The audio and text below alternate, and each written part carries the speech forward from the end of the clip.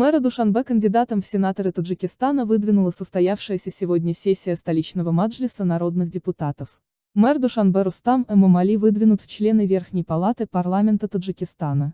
Его кандидатура единогласно была выдвинута на состоявшейся сегодня, 13 марта, первой сессии столичного маджлиса народных депутатов 6-го созыва, сообщил Азия Плюс источник в администрации мэра Душанбе.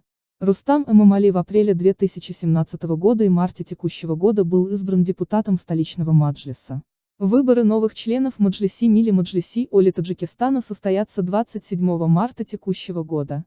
Напомним, что 25 членов Верхней палаты парламента избирают депутаты местных маджлисов, по 5 из ГБАО, Согда, Хатлана, Душанбе и РП, а 8 назначает своим указом президент Таджикистана.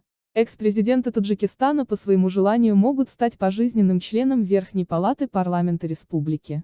По прогнозам абсолютного большинства таджикских политологов и экспертов, Рустам Эмомали станет не только сенатором, но и будет избран спикером Верхней палаты парламента страны. Таким образом, в ближайшее время он может де юре стать официально вторым человеком после президента в Таджикистане. Согласно нормам статьи 71 Конституции Таджикистана, в случае отставки, признания недееспособным или смерти президента, его обязанности до вступления в должность вновь избранного президента переходят к председателю Маджлиси Милли.